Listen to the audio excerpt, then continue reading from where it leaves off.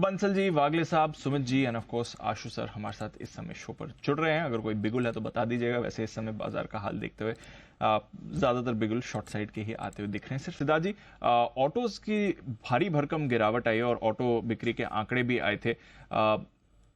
इतना ज्यादा प्रेशर बनते हुए दिख रहा है, ये कमजोर सेल्स है या फिर रोटेशन हो रहा है या फिर आगे की तरफ से बाजार को लग रहा है कि थोड़ा यहां पर प्रेशर होगा? कैसे समझना चाहिए सर इस बड़ी गिरावट को आज? Good afternoon Anil ji, good afternoon Deepanshu. Definitely Deepanshu, auto sales की बिक्री के नंबर्स तो थोड़े इम्पैक्टफुल जरूर दिख रहे हैं। डीलर लेवल में इन्वेंट्री भी दिख रही है पैसेंजर व्हीकल स्पेस में। बट ओवरऑल अगर देखा जाए तो टोटल सेल्स जो मारुति की है वो 4% वाई ग्रोथ दिखी गई है, तो मारुति पे भी हम पॉजिटिव है। साथ ही साथ अगर देखा जाए तो एमएनएम भी हमने दिवाली पिक के लिहाज से निकाला था, तो एमएनएम के भी जो प्रोडक्ट पोर्टफोलियो है, चाहे वो थार की बात करें या फिर एक्सयूवी 700 की या जो भी ईवी स्पेस की बात करें, यहाँ पे सब में नंबर स्ट्रॉन्ग दिख रहे हैं। तो मैं अगर पैसेंजर व्हीकल की बात करूं तो एमएनएम और मारुति के साथ पॉजिटिवली जाऊंगा। ऑल्दो सेल्स नंबर्स थोड़े कमजोर है, बट ये मौका रहेगा अगर आपको थोड़े बहुत शेयर्स एक्यूमुलेट करने हो तो यहाँ पे मौका रह सकता है एक्यूमुलेट करने का। तो अब मौका लग सकता है जिस तरह से गिरावट आ रही है खरीदारी करने का। आइए उससे पहले एक बिगुल है सिद्धार्थ जी के लिए super set.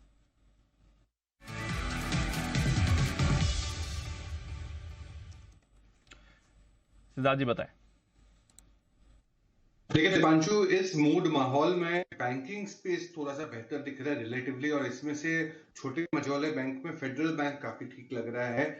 Trading point of view से अगर आप 212 का टारगेट रखें शॉर्ट टर्म का तो ये पॉसिबल है, और 3 से 6 महीने के लिए 242 का भी टारगेट रख सकते हैं जो पोजिशनल से लॉन्ग टर्म का है। जुलाई 2018 काफी समय से रिकमेंड कर रहे हैं निचले लेवल से with disclaimer.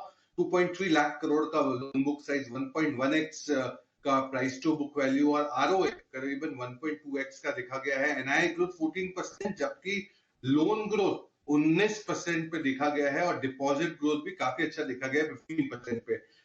Main trigger stable margins, of course strong fee income और हाई टीन क्रेडिट ग्रोथ, जो हाई यील्डिंग प्रोडक्ट्स है इनको आते हैं ऑटो लोन अगेंस्ट प्रॉपर्टी।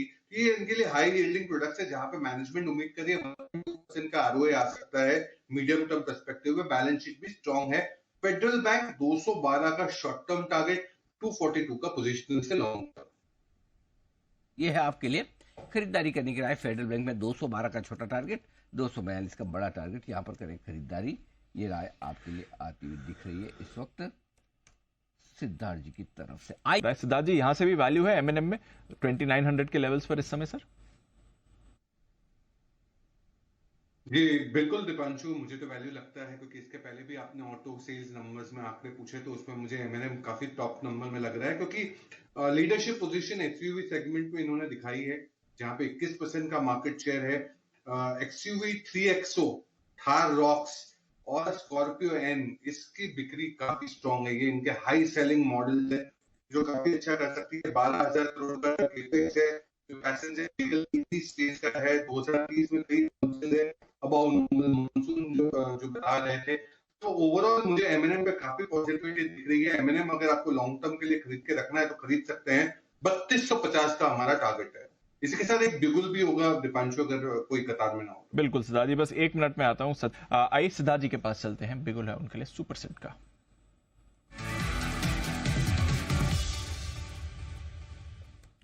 बताएं सिद्धार्थ जी। देखिए दीपांशु, अभी 350 पॉइंट निफ्टी डाउन है। ऐसे माहौल में भी 2% स्टॉक ऊपर है, और ये बिकॉज ऑफ नतीजे, और ये है टेक महिंद्रा।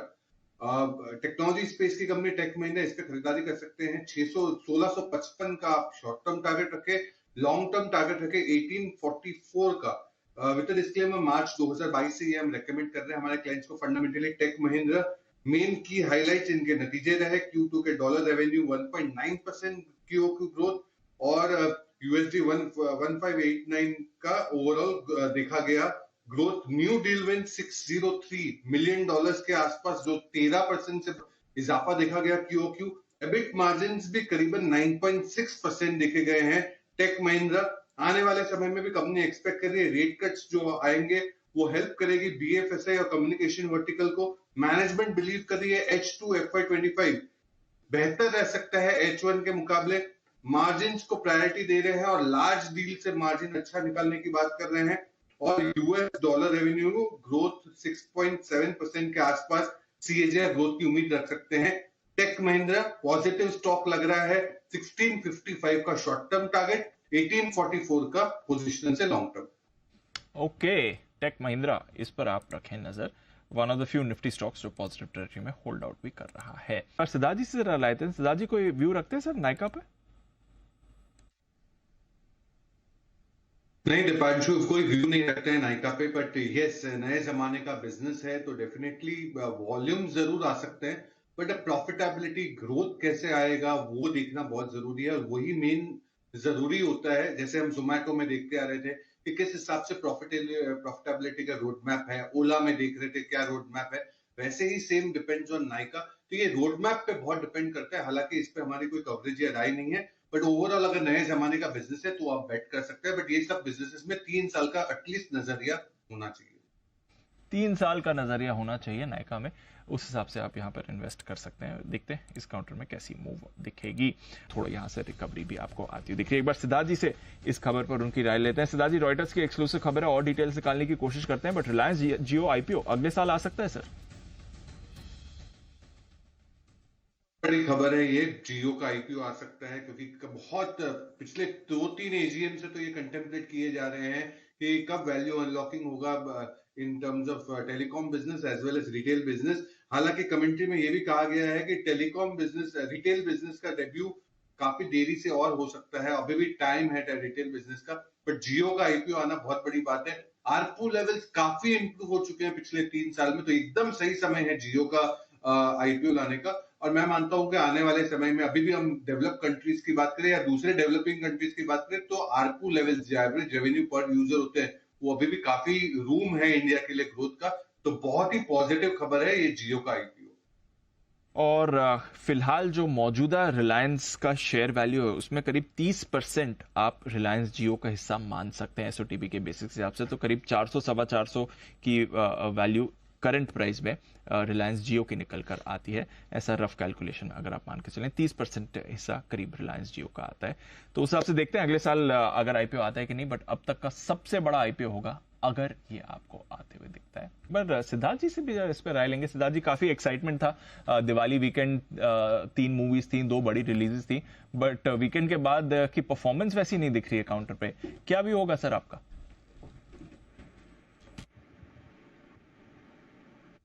कांचू, मैंने मूवीज वो देखी नहीं है, दोनों ही मूवीज मैंने नहीं देखी है, बट जो व्यू मिल रहा है, फीडबैक रिव्यू मिल रहा है, वो मूवीज भी कुछ खास नहीं है।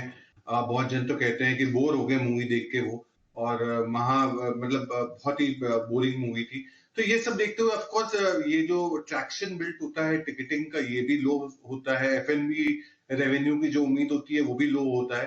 तो ये हम रिकवर भी करते हैं पीवीआर आइनॉक्स, बट कभी ना कभी एक शॉर्ट टर्म मोमेंटम के बाद एक रिलेंटलेस क्वार्टरली परफॉर्मेंस नहीं दिखा गया है, जिसके कारण मैं मानता हूं कि इसको आपको ट्रेडिंग पर्सपेक्टिव से देखना चाहिए, निवेश के रूप में अभी पीवीआर आइनॉक्स को अवॉइड करें। तो सिद्धार्थ जी का भी फीडबैक है कि उन्होंने सुना है लोगों से कि मूवी, किससे लिया फीडबैक आपने, किससे सुना कि मूवी अच्छी नहीं है? एक तो आप दोनों देखने गए नहीं, आप जैसे लोग नहीं जाते, इसी चक्कर में शेयर पिट जाता है। किससे सुना आपने? अनिल जी, ऑफिस में भी 1-2 लोगों से सुना कि बहुत ही वाहियात मूवी है। हाँ। और ये फीडबैक सुनते ही फिर मेरे पास तो समय था नहीं, मैं दिवाली के सब ओवरऑल सिचुएशन में था, रिलेटिव्स के साथ, तो मेरे पास समय भी नहीं बचा, और रिव्यू सुनते ही मैंने सोचा कि नहीं जाना है। अच्छा। तो ये रिव्यू और ऑथेंटिक रिव्यू लिया है, ऐसा नहीं है Anil ji on the pass by review लिया है, बट ऑथेंटिक रिव्यू के साथ बंसल जी देते वैसे ही ना, ऑथेंटिक एकदम। बिल्कुल बिल्कुल जी। अच्छा, दूसरा हमारे बंसल जी तो एकदम एक्सपर्ट है रिव्यू के। हाँ, अच्छा, दूसरा ये बताओ, आप जो कह रहे थे कि फूड एंड बेवरेजेस की भी कोई सेल्स कहाँ से, मुझे बताओ, अगर मूवी बोर है तो आदमी खाएगा पिएगा जाके, करेगा क्या फिर वहां पे? हाँ, उल्टा ज्यादा खाएगा पिएगा। हाँ, नहीं अनिल जी, मैं भी कभी कभी ऐसे मूवीज में फंसा हुआ हूँ, इंटरमिशन के बाद ही तुरंत ही निकल जाते हैं। अच्छा। तो जो इंटरमिशन का जो आधा घंटा 20 मिनट का समय होता है, जहाँ पे ये सब बिक्री होती है बहुत अच्छी सी, वो भी हाथ से जाती है। ये मेरा खुद का एक्सपीरियंस रहा है। अच्छा, पिक्चर खराब तो लोग खाने पे गुस्सा निकालते हैं। ये सिद्धार्थ जी कुछ कहना चाहते? जी सिद्धार्थ जी। अनिल जी ऑब्सोल्यूट नहीं होंगे क्योंकि जमाना भी कंटेंट का है। ये जो हम ओटीटी की बात कर रहे हैं जिसका आशु जी जिक्र कर रहे हैं, यहाँ पे कंटेंट अच्छा है इसलिए घर में बैठ के स्विच ऑन करके देखते हैं, अपना 2 3 4 घंटा उस पर डालते हैं। अगर कंटेंट यहाँ पे भी पीवीआर आइनॉक्स में भी अच्छी फिल्में लगेगी जहां पे कंटेंट अच्छा होगा। अगर आप बात करें पिछले 2 क्वार्टर्स के पहले की, जब कंटेंट अच्छा आने लगा था तब ये सब थिएटर्स फुल होने लगे थे। बट जमाना अभी कंटेंट का है, लोगों को अच्छा कंटेंट देखना है। खाली कंटेंट से थोड़ी होता है ऐसे जाहिर है, लोगों की लॉयल्टी प्यार भी तो कुछ होता है, ऐसे थोड़ी लोग बिग बॉस देखते हैं सब लोग। हर चीज कंटेंट से थोड़ी चलती है।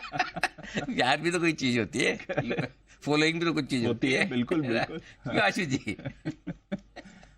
अनिल जी, अनिल जी, सिद्धार्थ जी से राय ले लेते हैं टाइटन पर। सिद्धार्थ जी, टाइटन बताएं सर, वेडिंग सीजन भी अब शुरू हो रहा है। बिल्कुल वेडिंग सीजन के कारण तो ट्रैक्शन जरूर बिल्ड होगा, बट इसके साथ साथ जो उनके प्राइजेस है ये भी वॉल्यूम्स में कहीं ना कहीं थोड़े बहुत इम्पैक्ट जरूर करते हैं। Rising gold prices definitely impact करते हैं, बट हाँ वेडिंग सीजन के चलते ये ट्रैक्शन बिल्ड होता है। बट ये सीजनली स्ट्रॉन्ग क्वार्टर रहता है इनके लिए, टाइटन के लिए। सो हमारी न्यूट्रल से पॉजिटिव व्यू है टाइटन की तरफ। से पॉजिटिव व्यू रहेगा टाइटन पर। विदा लेने का है वक्त। हम यहाँ हमारे सभी मेहमानों से कुणाल जी, राकेश जी, वागिल साहब और सुमित जी का बहुत बहुत धन्यवाद।